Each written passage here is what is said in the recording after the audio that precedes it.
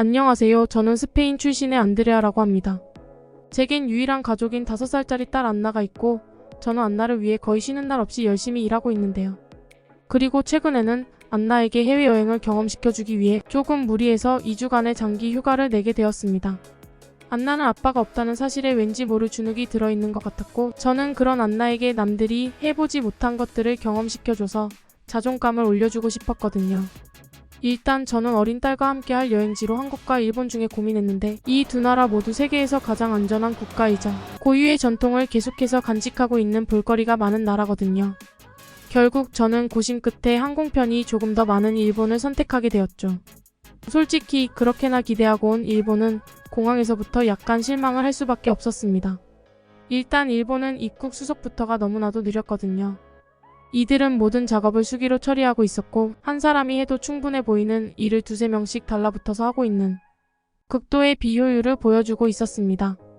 일본 공항은 분명 QR코드 기술 도입을 통한 초고속 입국 수속이 가능하다며 홍보에 열을 올리고 있었는데 제가 나중에 물어보니 이들은 기계는 믿을 수가 없다는 황당한 이유를 대며 모든 과정을 기계 없이 일일이 수기로 처리하고 있더라고요.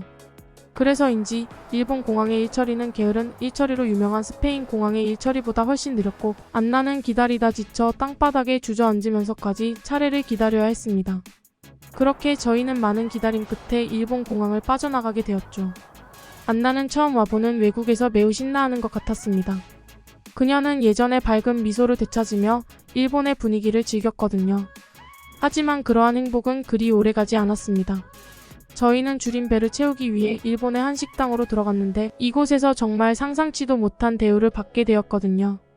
일단 저희는 장어덮밥 정식 요리를 주문했는데 처음에 일본인 직원들은 몹시 예의 바른 태도를 보이며 저희를 환대해 주더라고요. 그러나 일본의 장어 요리에 간은 생각보다 너무 작고 안나는 장어를 통 입에도 대지 못하더라고요. 안나는 그저 밑반찬으로 나온 생선가스 요리에만 손을 댈 뿐이었죠.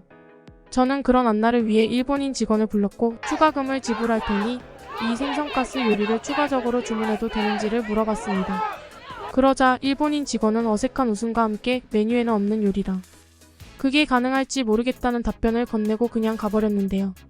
저는 그의 애매한 답변에 의문이 들었고 그렇게 한 번 더 질문을 건넨 끝에 생선가스 요리를 추가적으로 주문할 수 있었습니다. 그러나 그렇게 나온 요리는 정말 형편없더라고요. 튀김은 새까맣게 타 있었고 심지어 생선가스 하나는 안에 생선이 들어가 있지도 않았습니다. 그냥 튀김만 뭉쳐 있을 뿐이었죠. 또한 소스라고 나온 것도 처음 나온 케첩 소스가 아닌 엄청나게 매운 칠리 소스였기에 케첩인 줄 알고 듬뿍 찍었던 안나는 매운 소스를 먹고 울면서 고통을 호소했습니다. 더 충격적이었던 건 그렇게나 친절했던 직원들의 태도는 제가 추가 주문을 한 이후로 한순간에 변했다는 것인데요. 이들은 괜히 저희 테이블에 빈 접시를 가져가고 굳이 저희가 앉아있는 테이블 바닥을 청소하는 등 마치 저희 보고 빨리 나가라는 듯한 불쾌한 행동을 하기 시작했어요. BV 제가 번역기를 통해 항의해도 이들은 그저 스미마셍이라며 건성건성 외칠 뿐이었죠. 나중에 알고 보니 일본에서는 거절을 할 때 매우 완곡한 어법을 사용하며 매뉴얼에 없는 것을 주문하는 건 큰 실례라고 여겨진다고 했는데요. 그러나 이를 알 리가 없던 외국인에게 그것도 아이에게 이렇게나 비겁한 짓을 하다니. 저는 일본인들은 친절한 것이 아닌 그저 악마 같은 내면을 숨기기 위해 가면을 쓰고 있을 뿐이라는 생각이 들었습니다.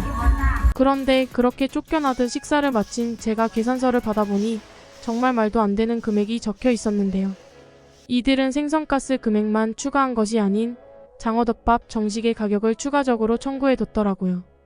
저는 계산서를 보고 이성을 잃고 말았고 이들에게 번역기를 사용하는 게 아닌 영어를 사용하며 큰 소리로 따지게 되었습니다. 일본인들은 영어에 엄청난 트라우마가 있는지 그제야 꼬리를 내리고 제대로 된 계산서를 가져다주며 다시 깍듯해졌는데요. 이 식당에서 일하는 일본인 직원들은 꽤 많았는데 어떻게 이들은 한마음으로 손님을 괴롭힐 수가 있는지 저는 이들의 단합된 괴롭힘에 학을 뗀 채로 밖으로 나왔습니다. 이외에도 일본인들은 공공장소나 대중교통에서 들뜬 마음에 신나하는 안나를 보고 조용히 하라는 듯 눈치를 줬고 저는 일말의 배려도 용납하지 않는 일본인들의 태도에 소름이 돋을 뿐이었죠. 그리고 안나도 이러한 일본의 각박한 분위기에 숨이 막혔는지 일본에 온 지 하루 만에 다시 스페인으로 돌아가고 싶다는 말을 했는데요. 그래서 저는 안나를 위해 다소 무모한 결정을 내리게 되었습니다. 그건 바로 일본에서의 모든 일정을 취소하고 일본과 함께 고민했던 한국으로 가는 거였죠. 첫 해외여행을 온 안나에게 트라우마를 남겨줄 수는 없었거든요. 그렇게 저는 무작정 한국행 비행기표를 예매했습니다. 그리고 급하게 오느라 저희는 한국에 새벽에 도착하게 되었는데요. 아무래도 저희는 택시를 타고 이동해야 할 듯 싶었죠. 마침 저희 앞 한국인 무리들은 당연하다는 듯 어디론가 움직이기 시작했고 저는 그들을 따라가 보기로 했습니다. 저는 여러 해외여행 경험을 통해 현지인을 따라가는 건 실패 확률이 거의 없다는 것을 깨닫게 되었거든요. 그리고 아무래도 이 늦은 시간에 택시 말고는 별다른 수가 없을 것이 분명하기에 이 한국인들은 제게 택시 승강장을 안내해 줄 거라고 확신했어요. 그런데 그렇게 저희가 도착한 곳은 정말 상상치도 못한 곳이었습니다. 다소 뜬금없게도 저는 버스 정류장에 도착했거든요. 아니, 지금은 새벽인데 어떻게 운행 중인 버스가 있을 수가 있단 말인가요? 저는 매우 당황한 한국인들에게 말을 나머지 걸어봤습니다. 그러자 일본인들과는 달리 한국인들은 매우 유창한 영어를 구사하며 한국에서는 심야버스라는 제도를 운영 중이라는 말을 건네는 거 아니겠어요? 이러한 위험한 새벽에 대중교통을 운영하다니 저는 한국의 심야버스 제도가 꽤나 터무니없게 느껴졌습니다. 스페인에서는 버스를 노린 감도 사건이 대낮에도 아무렇지 않게 발생하고 있거든요. 그래서 스페인에서 한적한 도로를 달릴 때는 신호까지 무시해가며 빠르게 통과해야 하는 게 현실입니다. 그러나 사실상 저희에겐 이 심야버스 외엔 별다른 선택지가 없었어요. 어두컴컴한 새벽에 어디론가로 다시 이동하는 것 자체가 매우 위험하게 느껴졌거든요. 그런데 얼마 후 타게 된 심야버스는 정말 놀라웠어요. 일단 노선 자체가 매우 효율적으로 구성되어 있어서 웬만한 도시들은 전부 들르는 듯 했거든요. 다행히 이 버스는 저희가 머물 숙소에도 정차하고 있었는데요. 저는 한국인들은 이러한 완벽한 대중교통 인프라를 누리며 새벽에도 저렴한 가격의 대중교통을 이용할 수 있다는 점에 엄청난 부러움이 들었습니다. 그런데 뭔가 이상했어요. 한국인 승객들은 전부 휴대폰 하나만으로 버스 요금을 결제하는 듯 했거든요. 사실 스페인에는 이러한 휴대폰 결제 인프라를 구비해놓기는커녕 아직도 대부분의 대중교통에서 현금만을 받고 있는데요. 그래서 저는 처음에 이들이 왜 휴대폰을 내미는지도 이해하지 못했습니다. 그저 이들처럼 똑같이 휴대폰을 내밀어 볼 뿐이었고 당연히 결제는 되지 않았죠. 그러자 한국인 승객은 웃으면서 휴대폰 결제는 카드 등록을 해야만 가능하다고 알려줬는데요. 그러고는 한국에서는 이러한 디지털 결제 시스템이 보편화되어 있으니 휴대폰 카드 등록을 도와주겠다고 하더라고요. 다행히 제 휴대폰은 삼성 휴대폰이었고 그녀는 매우 능숙하게 제 카드 등록을 도와줬습니다. 결국 저는 휴대폰으로 버스 요금을 결제하는 정말 22세기에서나 사용할 법한 최신 기술을 이용할 수 있었죠. 저는 한국에 오자마자 이러한 최신 기술과 시스템 그리고 사람들의 친절까지 전부 느낄 수 있었고 뭔가 한국에서는 일본에서와는 다른 좋은 일만 가득할 것 같다는 기분 좋은 느낌을 받을 수 있었습니다. 그렇게 저희는 심야버스 덕분에 무사히 숙소에 도착했고 다음날 일어나자마자 곧바로 식당을 찾으러 다녔는데요. 안나는 일본에서의 황당한 경험 때문에 제대로 된 식사를 하지 못했거든요. 저는 웬만하면 영어로 소통이 가능한 식당을 찾으려 했는데 안나는 너무나도 배가 고팠는지 그저 좋은 냄새가 풍기는 식당 아무 곳이나 무작정 들어가는 거 아니겠어요? 그렇게 들어간 식당은 할머니 혼자 운영하시는 매우 허름한 식당이었고 영어 메뉴가 전무하더라고요. 저는 이번 메뉴 선정도 실패하면 어쩌지 하는 불안감을 아는 채 일단 메뉴판에 가장 위에 쓰여있는 음식 2가지를 주문해봤습니다. 아무래도 이 2가지가 식당의 인기 메뉴인 듯 싶었거든요. 그런데 주인 할머니는 안나를 유심히 보시더니 이내 아이용 시트와 유아용 포크까지 가져다 주시더라고요. 저는 정말 깜짝 놀랄 수밖에 없었습니다. 일본에서는 아이를 위한 시트를 주기는커녕 그저 소름 끼치는 미소만을 지으며 의자가 너무 낮으면 서서 먹으라는 황당한 소리를 할 뿐이었거든요. 그러나 한국에서는 아이를 위해 주는 문화가 놀랍도록 선진적으로 자리 잡혀 있는지 이러한 허름한 식당에서 마저 안나를 위해 친절을 베풀어주고 있더라고요. 하지만 이러한 놀라움도 잠시 저희는 곧 엄청난 위기를 겪게 됩니다. 왜냐하면 할머니가 내오신 음식들은 전부 강렬한 열기를 내뿜고 있는 빨간 음식들 뿐이었거든요. 할머니는 김치찌개와 양념게장 요리를 내오셨고 이건 도저히 안나가 먹기에 적합하지 않아 보였어요.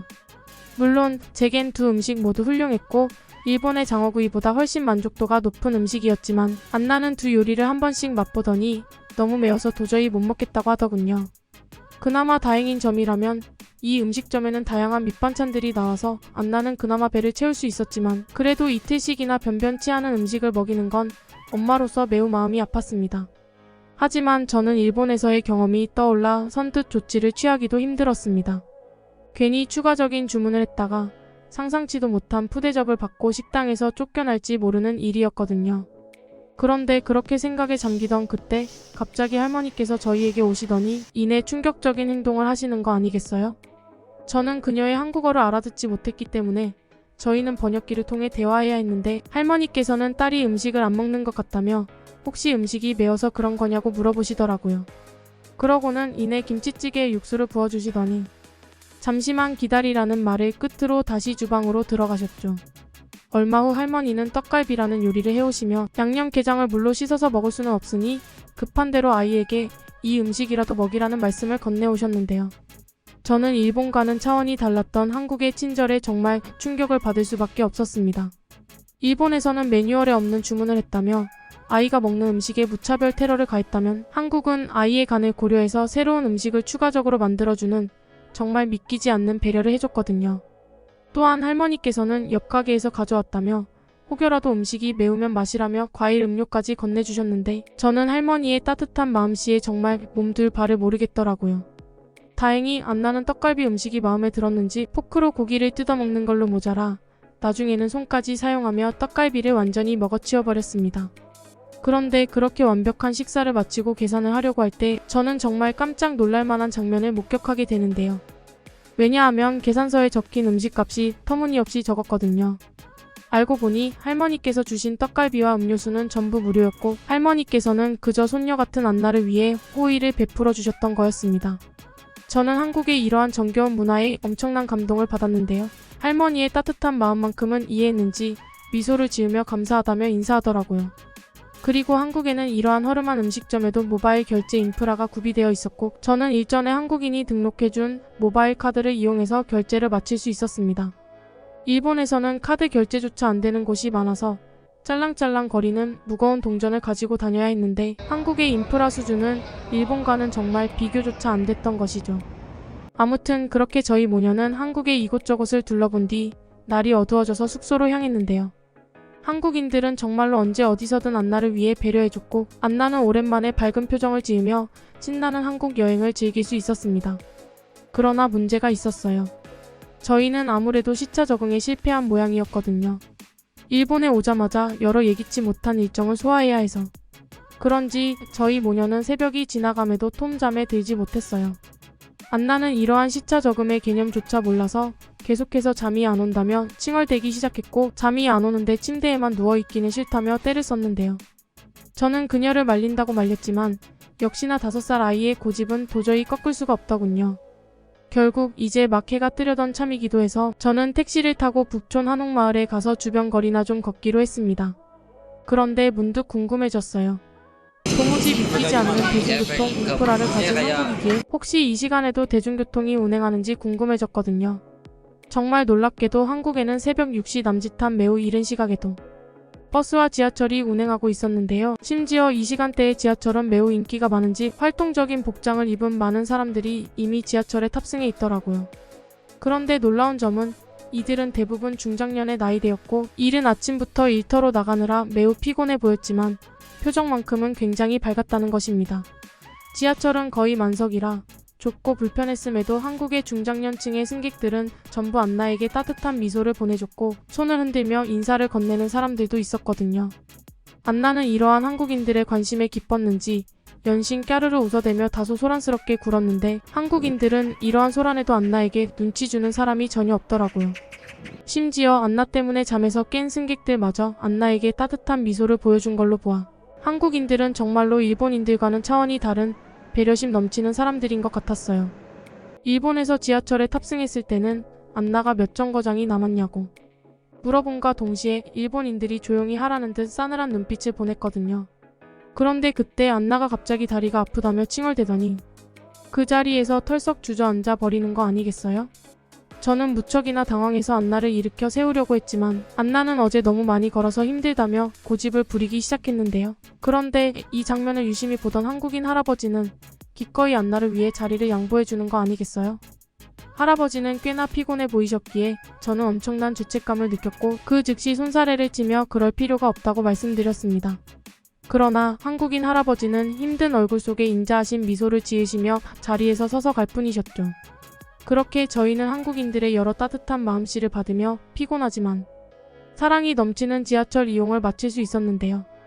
그리고 그렇게 내린 승강장에서는 무료로 핫팩까지 나눠주고 있더라고요. 한국에서는 갑작스러운 기온 변동이 있을 때마다 첫 차를 타는 승객들을 위해 무료 핫팩을 나눠주고 있었고 저는 한국의 이러한 배려심 넘치는 사람들과 시스템에 큰 감동을 받을 수밖에 없었습니다. 한국은 일본에서 상처를 받고 도망쳐온 저희에게 진정한 사랑과 인류애가 뭔지 알려주었고 저는 한국인들의 가르침을 받은 안나가 한국인들처럼 뜨거운 심장을 가진 사람으로 성장할 것을 믿어 의심치 않습니다. 듣기 주셔서 감사합니다. 오늘의 영상은 이게 전부입니다. 모두가 건강하길 바랍니다.